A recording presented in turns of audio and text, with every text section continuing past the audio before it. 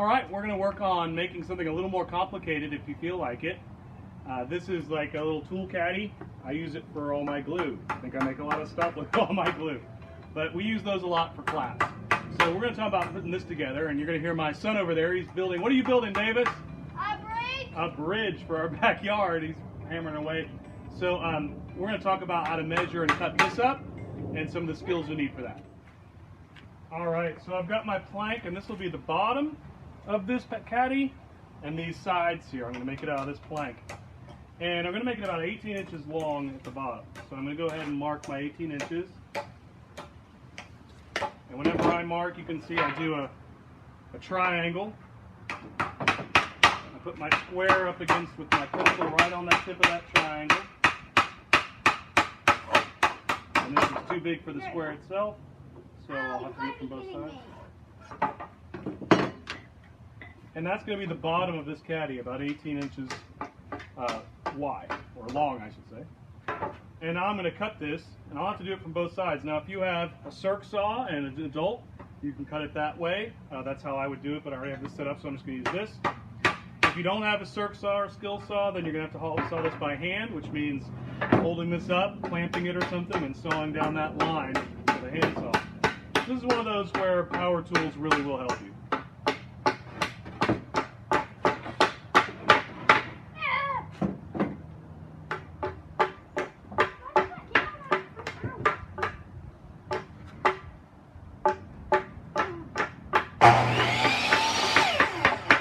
Almost forgot my glasses. Don't do that.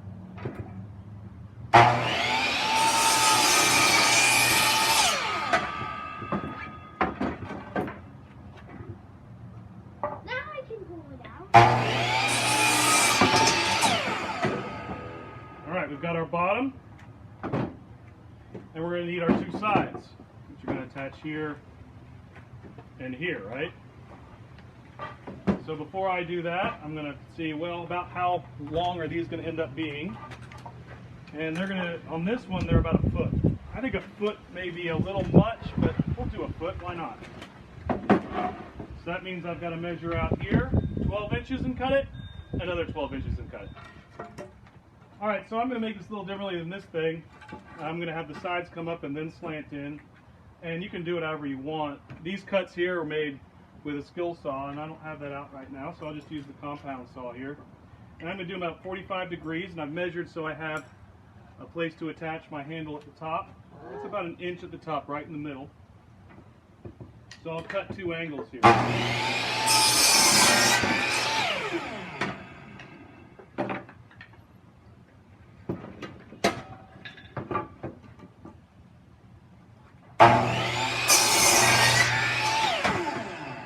There's one, and I'm going to use this as a pattern to do my other one.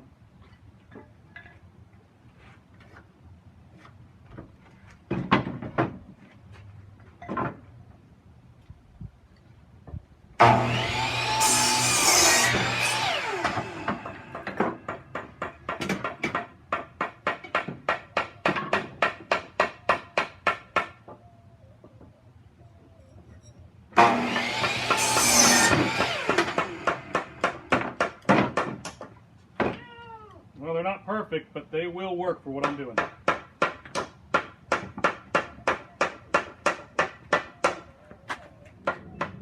Alright, so I got to do the sides, and they are the same length as the bottom. If you remember, I decided I'll make that 18 inches. So I'm going to mark. I'm going to draw my line. And I'm going to cut for 18 inches here.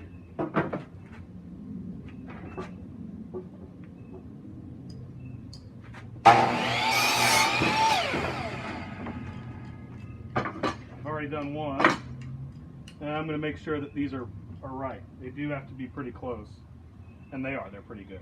So I've got my two sides, I've got my two ends, and now I just got to put all this together. And if you've done the birdhouse, you know it's the same general principle here. I'm going to glue and then nail this to hold it together. Alright, well I got one of the sides attached, so I'm going to do the other side. It's going to go up here, and I did look at all this. It does seem to fit. Before I do that, I'm just going to make sure everything's lining up by dry fitting. These are the sides. Those look good. That looks good. All right? And dry fitting is important because if something doesn't fit and I glue and nail, I got to take it all apart. So I'll run my length of glue. Remember, glue does a lot of the holding. And just so you know, I'm not using those thin baby nails anymore. These are still wire nails, but they're really thick wire nails. And you can use common nails for this too. And I'm going to make sure that's all going to fit right. And what I'm actually going to do here... Daddy, yes, Wesley? I can't put my fridge. Sorry about that. My kid was doing stuff. So anyway, I'm going to start a couple of nails in already. I know where they need to be. And starting them before I get it up on top here, it's actually going to make everything a lot easier for me. So again, this is bouncy, and I actually would do this on the ground, but you can't see. So I will see if I can do it up here.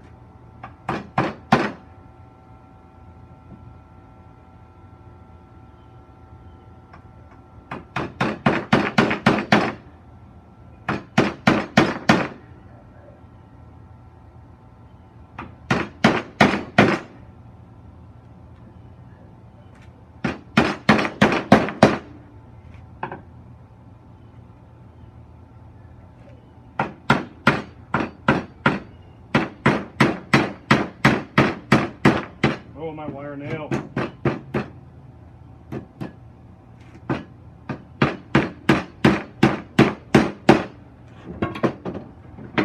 Alright, so now I'm just going to finish it by putting a couple more in here to seal it up. So I'm going to repeat this process by gluing and nailing in these two side pieces.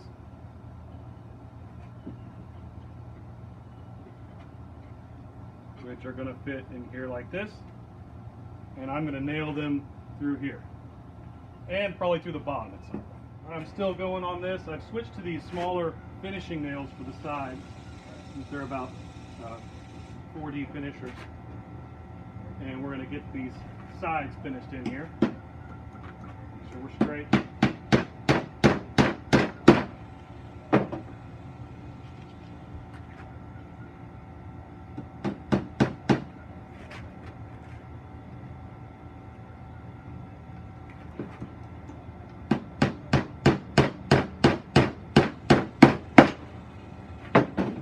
Okay, I've got my sides on, and it's starting to take shape, right? Look at that. Almost looks like the other box. And then if you remember, our last step is some sort of handle. Here at a dowel, I found this, I'm finding all this stuff, right? It's all scrap wood or trash wood. So I found this cedar bit. I think this will work perfectly if I just put it in the inside here. So what I'm going to do with it is just cut it to length. And if you remember, our length is 18 inches, so that should be pretty straightforward. I've cut my handle to length here. So that just means I've got to glue it up. Doing all this when everything's wet. I don't want to let this dry yet because I've got to move this and put new nails in and so forth. That's going to be perfect. I'm going to put it back up on its side. Line it up. And try to get two nails. In this case, the nails are important. They are structural. It's not like a birdhouse.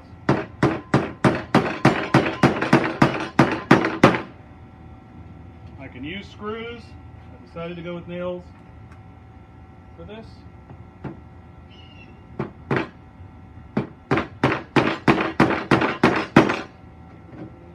Flipper. Make sure she's lined up.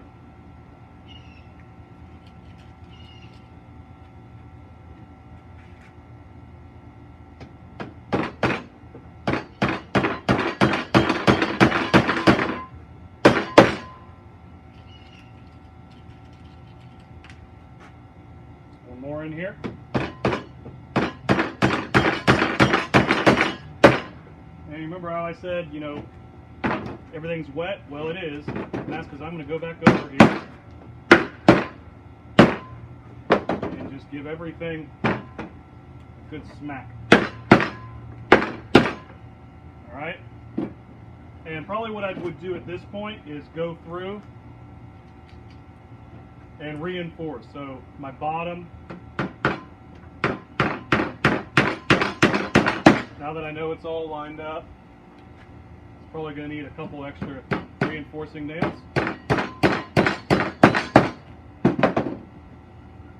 I'm using these smaller finishers next to these bigger common nails that I put in.